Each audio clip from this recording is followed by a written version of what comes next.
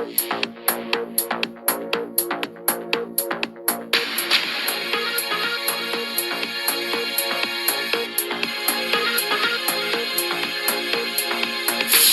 ጤና ይስጥልን ክቡራን የዩቲዩብ ቤተሰቦች፣ የሰዓቱን አጫጭር መረጃዎች እየቀርብ ያለው እስከ ፍጻሜው አብራችሁን ቆዩ።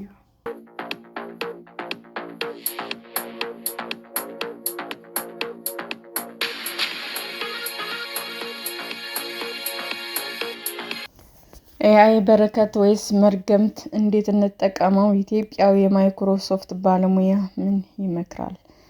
ሰው ሰራሽ አስተውሎት በሁለት ተቃራኒ ምልከታዎች እየተጎተተ ይመስላል። ስራችን ይቀማናል፣ በስተመጨረሻም ያጠፋናል የሚል ፍርሃት በአንድ ወገን፣ ለሁሉም ችግሮቻችን መፍትሄ የሚሰጥ መሳሪያ ነው የሚለው ፍጹም እምነት ደግሞ በሌላኛው ጽንፍ። ሰው ሰራሽ አስተውሎት በሰው ልጆች የስልጣኔ ታሪክ ጉልህ ከሆኑ ክስተቶች በዋናነት ይጠቀሳል። ዓለማችን በማይታመን ፍጥነት እየለወጠ ያለው ሰው ሰራሽ አስተውሎት በአግባቡ መገንዘብ ምርጫ ሳይሆን ግዴታ እየሆነ የመጣም ይመስላል። ስለዚህም ስለ ሰው ሰራሽ አስተውሎት የተዛቡ ምልከታዎችን ምንድናቸው? በቴክኖሎጂ ውስጥ አፍሪካ ያላት ቦታ ምን ይመስላል? ለወደፊቱስ የሰው ሰራሽ አስተውሎት ዓለም እንዴት መዘጋጀት እንችላለን? የሚሉና ተያያዥ ጥያቄዎችን አንስተን ባለሙያውን አናግረናል። ዶክተር ግርማው አበበ ታደሰ ይባላል። በማይክሮሶፍት ኤአይ ፎርም ጉድ ላብ የአፍሪካ መሪ ሲሆን የተባበሩት መንግስታት ያቋቋመው የሰው ሰራሽ አስተውሎት የዓለም አቀፍ ባለሙያዎች ፓናል አባልም ነው። አባቱ መምህር መሆናቸው ትምህርት ወዳድ እንዳደረገው ይናገራል። ልጅ ሳለ ነገሮች እንዴት ይሰራሉ የሚለውን ለማወቅ እንደሚጓጓም ያስታውሳል። እናም ሂሳብና ሳይንስም ይወዳል። አርባ ምንጭ ዩኒቨርሲቲ ኤሌክትሪካል ምህንድስናን አጥንቷል። በጣሊያን፣ ፖርቹጋል፣ ቤልጂየም፣ ስፔን እና እንግሊዝ ሁለተኛ እና ሶስተኛ ዲግሪውን ተምሯል። ኤአይን በተለያዩ ዘርፎች ላይ ለመጠቀም የሚያስችሉ ምርምሮችን ማከናውኗል። በኦክስፎርድ ዩኒቨርሲቲ ኤአይ ላይ የተመረኮዙ ፕሮጀክቶችን መርቷል። ላለፉት 7 ዓመታት ወደ አፍሪካ ተመልሶ በመጀመሪያ በአይቢኤም ኤአይ ታማኝነት ላይ ሰርቷል። በመቀጠልም በማይክሮሶፍት የአፍሪካን ኤአይ ፎርም ጉድ ላብ በማደራጀት እየመራ ይገኛል። እስካሁን ድረስ ስራዎቹ ከ100 በላይ በሆኑ ዓለም አቀፍ ሳይንሳዊ መድረኮች ላይ ያሳተመ ሲሆን ከ20 በላይ የፈጠራ መብቶችን አስመዝግቧል። አሁን ላይ ዋነኛ ስራው ኤአይ በተለያዩ ዘርፎች መፍትሄ ሰጪ የሚሆንበትን መንገድ መፈለግ ነው። ቴክኖሎጂ ማየት፣ ለመርዳት መሞከር፣ ከዚያም ለችግሩ መፍትሄ ማዋል የሚለው ላይ ማተኮሩንም ቀጥሏል። በአፍሪካ ያሉ የኤአይ መሰረታዊ ማህበረሰብ ተነሳሽነቶችን በመደገፍ የአህጉሪቱን አቅም ግንባታ እንዲጠናከር ያግዛል። ከመንግስታት፣ ከተባበሩት መንግስታት ድርጅቶች፣ ከትርፍ አልባ ተቋማት እና ከትምህርት ተቋማት ጋር በመተባበር እና ምክር በመስጠት የህብረተሰቡ ዋና ዋና ችግሮች በኤአይ እንዲፈቱም ይሰራል። ዶክተር ግርማው በተለይም በግብርና፣ በጤና እና በትምህርት ዘርፍ ያሉ ችግሮች እንዴት በኤአይ መፍታት ይቻላል የሚለውን ያጠናል። ሳይንሱ በወረቀት ላይ ከማጥናት ወደ ተግባር የተሻገረው ኦክስፎርድ ዩኒቨርሲቲ ሳለ እንደነበረም ይናገራል። ሰው ሰራሽ አስተውሎት ለጤናው ዘርፍ ምን ይፋይዳል የሚለውን በምሳሌዎች እንመልከት። በብሪታንያ የሰራቸው ፕሮጀክቶች የህክምና ባለሙያዎች መተግበር የሚችሉትን ቴክኖሎጂ መፍጠር ላይ ያተኩራል። አንደኛው የቴክኖሎጂ ውጤት የቴታነስ ታማሚዎች በሰውነታቸው ላይ ያሉ ምልክቶችን መረጃ ሰብስቦ አብላልቶ ያሉበትን ደረጃ የሚገልጽ ነው። ሌላኛው ቴክኖሎጂ የእጅ የእግርና የአፍ በሽታ ከያዛቸው ልጆች መካከል ለየትኞቹ ህክምና ቅድሚያ መስጠት እንደሚገባም የሚለይ ነው። ወረርሽኙ ሲነሳ በሺዎች የሚቆጠሩ ሰዎች ወደ ሆስፒታል ይሄዳሉ። ሐኪሞች ለየትኞቹ ልጆች ቅድሚያ መስጠት እንዳለባቸው ለመለየት ስለሚቸገሩ በኤአይ ታግዘው እንዲሰሩ ቴክኖሎጂው እንደተሰራም ዶክተር ግርማው ያስረዳል። እነዚህ ቴክኖሎጂዎች በአፍሪካም ሊተገበሩ የሚችሉ ናቸው። በሀገሪቱ በቀዳሚነት ከሚጠቀሱ ችግሮች መካከል የእናቶችና ህጻናት ጤና አንደኛው ነው።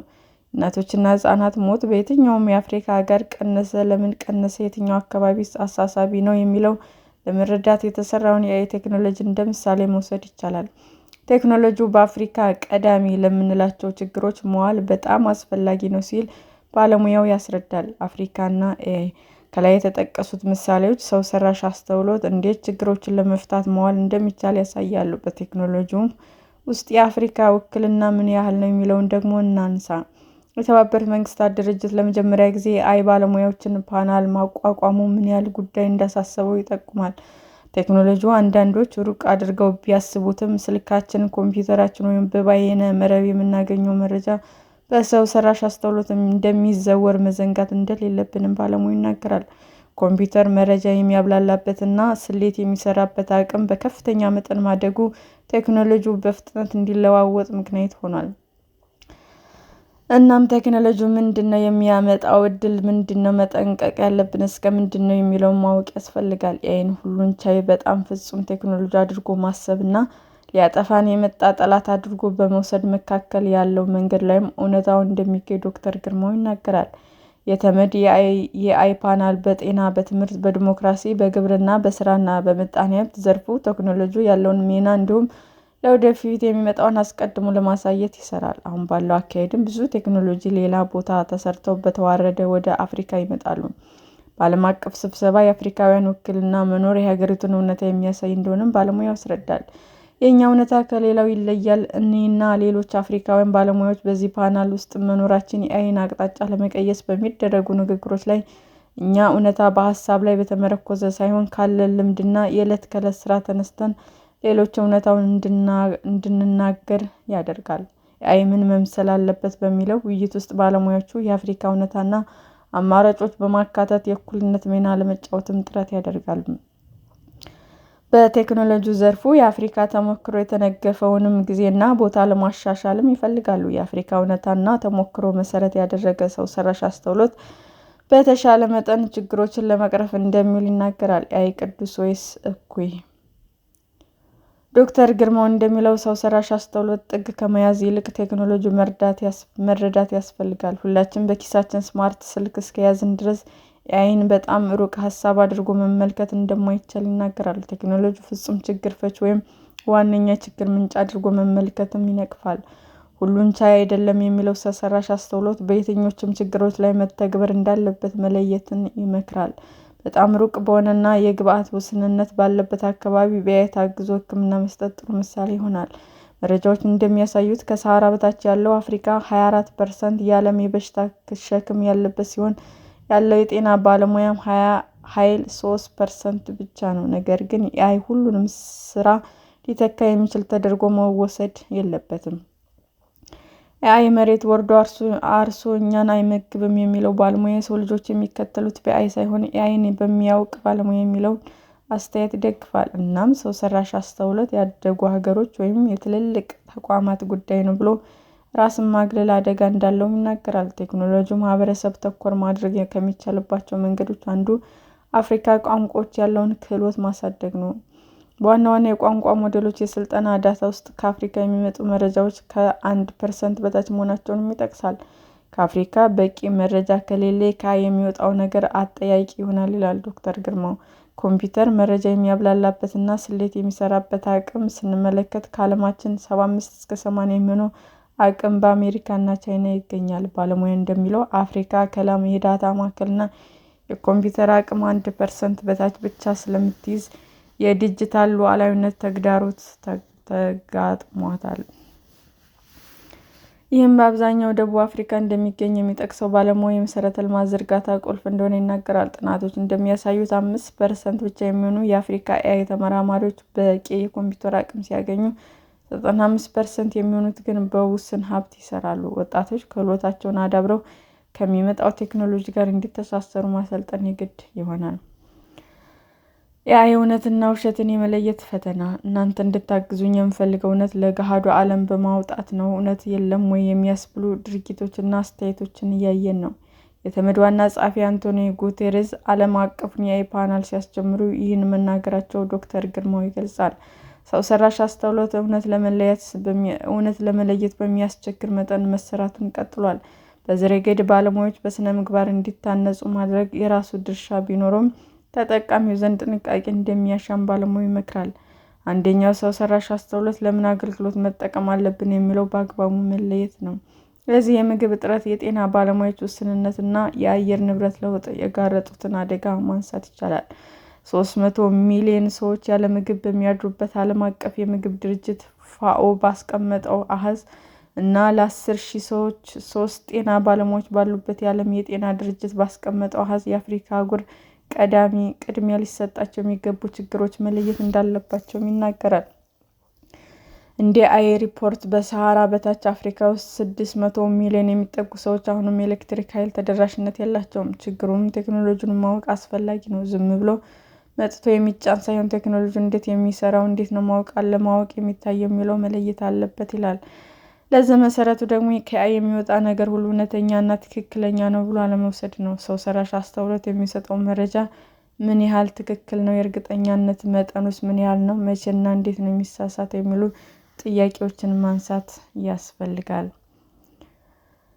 ሰው ሰራሽ አስተውሎት እየተራቀቀ በሄደ የዓለም መሰረታዊ ነገሮች ሁሉም ስለሚኖሩ ችግሩ ፈቺ ክህሎቶችን በማዳበር ለመጪው ዓለም መዘጋጀትን ዶክተር ግርማው ይመክራል። በኤአይ ስለመጠቀም ስናስብ ልንፈታው የምንችለው ችግር ልናውቀው ይገባል። ኤአይ ስለመጣ ፍርድ ቤት፣ ፋይናንስን ወይም ጤና ተቋም ገብቶ ሁሉ አይፈታም። ስለዚህ መሰረታዊ ነገሮች ተረድቶ ይህ ቴክኖሎጂ ተጠቃሚ የተሻለ ምን መስራት እችላለሁ የሚለውን ይከተላል። ሰው ሰራሽ አስተውሎት እንደ መሳሪያ በመጠቀም መስፈንጠር እንደሚቻል ያስረዳል። ባለሙያው እንደሚለው በፍጥነት በሚለዋወጠው ዓለም አንድ ነገር ብቻ ተምሮ በዚያ ሁሉንም ነገር ለመፍታት ከመሞከር ይልቅ ሁሌ አዳዲስ ነገሮች አውቆ ወደ ተግባር መቀየር የተሻለ መንገድ ነው። ይህም አዲስ ነገሮች ቶሎ የመማርን ልምድ ማካበት ያስፈልጋል ሲልም ገልጿል። በዚህ ጽሑፍ ሰው ሰራሽ አስተውሎት በተሻለ መጠን ተገንዝቦ ለአሁናዊ ችግሮች መተግበርን ተመልክተናል። እንደ መደምደሚያም በግብርናው ዘርፍ ሊኖረው የሚችለውን ሚናም እንመልከት። ግብርና ኤአይ በጎ ተጽዕኖ ያመጣበታል ተብሎ ከሚታሰቡ ዘርፎች ግንባር ቀደሙ ነው። በአፍሪካ ከ33 እስከ 150 ሚሊዮን የሚደርሱ ጥቃቅንና አነስተኛ አርሶ አደሮች ቢኖሩም ከቴክኖሎጂው ርቀዋል። የአፍሪካ ልማት ባንክ ባወጣው ሪፖርት ከሰሃራ በታች ያሉ የአፍሪካ ሀገራት በአውሮፓውያን 2030 ከግብርና የሚያገኙት የሀገር ውስጥ ዓመታዊ ጥቅል ምርት ወደ $1.2 ትሪሊዮን ይደርሳል። ከዚህም ግብርና ወደ $200 ቢሊዮን ይደርሳል። በሀገሪቱ ትልቁ ቀጣሪና ገቢ ማግኛ የሆነው የግብርና የአየር ንብረት ለውጥ ጨምሮ የተለያዩ ችግሮች ተደቅነውበታል። መሬቱ በጣም ታርሷል፣ ስለዚህ ምርታማነቱ ቀንሷል፣ የአየር ንብረት ለውጥ አለ የሚለው ዶክተር ግርማው ኤአይ ግብርና ሊለውጠው የሚችልባቸው መንገዶች ያስረዳል። የመጀመሪያው የእርሻ መሬቶች የት ነው ያሉት የሚለውን ጥያቄ መመለስ ነው። የእርሻ መሬት የት ነው? ስፋቱ ምን ያህል ነው? የሚለው በጣም ቀላል የሚመስል መረጃ በአብዛኛው የአፍሪካ ሀገር አሁንም ክፍተት አለበት። በኬንያ በተለያዩ ግዛቶች የእርሻ መሬትን ለመለየት የተዘረጋው ቴክኖሎጂ እንደ ምሳሌ ይጠቅሳል። ይህ መረጃ የእርሻ መሬት ተለይቶ ሆስፒታል፣ መንገድ ወይም ሌላ መሰረተ ልማት የት ጋር መገንባት እንዳለበት ለመወሰን ይውላል። ሌላኛው ዶክተር ግርማው የሚጠቅሰው ማሳያ የመስኖ ውሃ መጠን ለማወቅ የሚውለው ቴክኖሎጂ ነው። ከሚገባ በላይ የመስኖ ውሃ ላለመጠቀምና በጊዜ ሂደት ውሃው እንዳይደርቅ ለመከላከል ይረዳል። ባለፉት አስርታት ጥቅም ላይ የዋለው የመስኖ ውሃ በማወቅ የወደፊቱን ለመተንበይም ያግዛል። ባለሙያው የሚጠቅሰው አዳፕቲቭ አፍሪካ የተባለ ፕሮጀክት የእርሻ መሬትን ማወቅ፣ የሚዘራውንም ሰብል መለየት፣ ምን ያህል ምርት እንደሚገኝ መገመት፣ የአየር ንብረት ለውጥን ፈተና አስቀድሞ መገንዘብ፣ ለአርሶ አደሮች ድጋፍ መስጠት፣ የምርት መጠን እንዲሁም የገበያ ሁኔታን መተንበይ ያካትታል። ባለሙያው እንደሚለውም በአሁኑ ወቅት በኬንያ ያለው ድርቅ በበቆሎ ምርት ላይ ያሳደረ ያለው ተጽዕኖ እየገመገመ ነው። ይህ የሀገሪቱን የምግብ ዋስትና ሁኔታ ቀድሞ ለመረዳት ተገቢውን የጣልቃ ገብነት እርምጃዎች በወቅቱ ለመውሰድ እጅግ ወሳኝ ነው ይላል። አዳት አፍሪካ ፕሮጀክት የበርካታ የመንግስት ተቋማት፣ የአካባቢ፣ የክልልና የዓለም አቀፍ ድርጅቶች የጋራ ትብብር ውጤት ሲሆን የተባበሩት መንግስታት ተቋማት፣ ትርፍ አልባ ድርጅቶች፣ ጅማሬ የቴክኖሎጂ ኩባንያዎች እና ዩኒቨርሲቲዎች በአንድ ላይ ያሰባስባል። ይህም ሰው ሰራሽ አስተውሎት በኢትዮጵያና በተቀረው አፍሪካ እንዴት ሊተገበር እንደሚችልም ሁነኛ ማሳያ ሆኗል። ሰላም ጤና ይስጥልን ውድ የዩቲዩብ ቤተሰቦቼ እንዴት ናችሁ? አዲስ ጀማሪ ነኝና ሰብስክራይብ ያደረጋችሁ አበረታቱኝ። አመሰግናለሁ። የዩቲዩብ አድማጮቻችን ለሰዓቱ ያቀረብኩላችሁ አጫጭር መረጃዎች ይህንን ይመስል ነበር። በሌላ መረጃ እስክንገናኝ ሼር፣ ላይክ፣ ሰብስክራይብ እንዲሁም ቢቀርብልን የምትሉት መረጃ ካለ ኮሜንት እያደረጋችሁ ቸር ቆዩን።